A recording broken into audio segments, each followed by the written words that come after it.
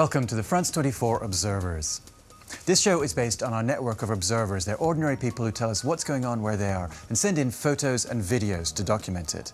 We check everything here in Paris and bring the best to you. We begin once again today in Syria. As you know, Bashar al-Assad's government does not allow foreign journalists to cover the unrest that's going on. So we have to depend on videos that are sent in by brave local cameramen, amateurs who risk their lives day after day to film what's going on and put it on YouTube. On the last day of the year, the danger finally caught up to one of these citizen journalists. We have the story from Omar, one of our observers in Homs.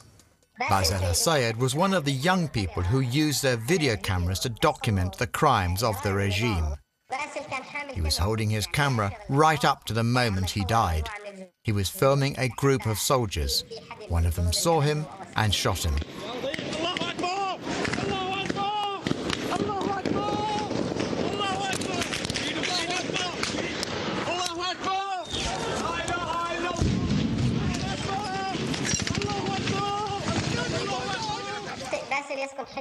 Basil lived in the Bab el Amir district. He's the one who filmed most of the videos shot in the area, mostly demonstrations and the repression by the troops. And after each attack, he sent videos showing the damage the soldiers inflicted.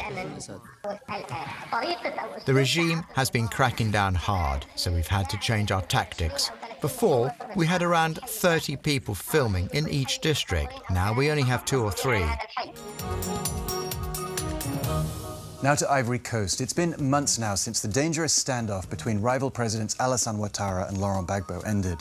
But the rebel soldiers who helped Ouattara prevail are still in the streets of Abidjan with their guns. It's a source of tension, even inside the city's schools. The story now from our observer, a concerned parent in the Marcory district.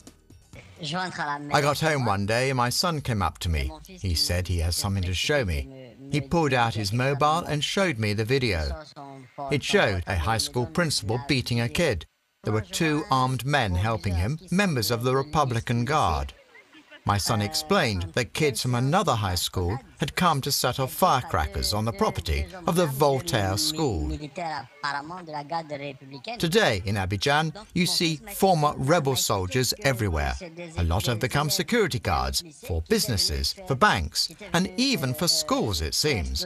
These soldiers might have been guards at the school, or maybe the principal called them in to help. I can't say for sure.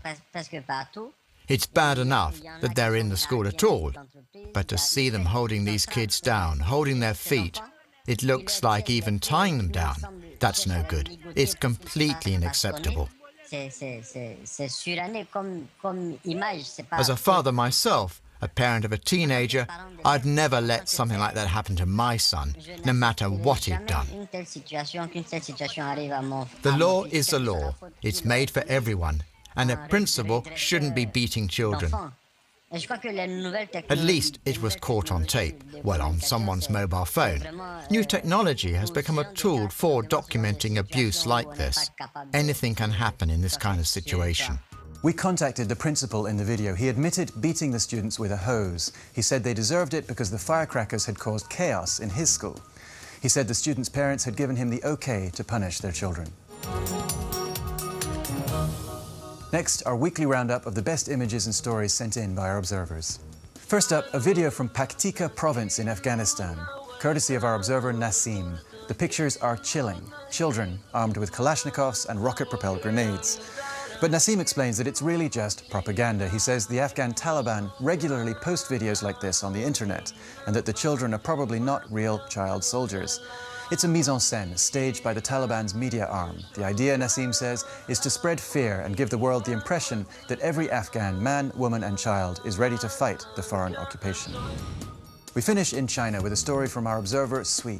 It began with this photograph posted by a young Chinese woman who apparently wanted to show off her wonderful, prosperous life. In the caption, she says she earns 300,000 euros a year and drives a BMW. Well, that set off a slew of similar postings by other members of China's elite, displaying their luxury watches and wads of cash. In a country that's still getting used to the idea of rich and poor, this did not go down well. Web users started posting parodies of the show-off photos. And here are some of the examples Sui sent us. That's it for this week. As always, you can get more stories from our observers online on our website and on our Facebook and Twitter pages. See you next time.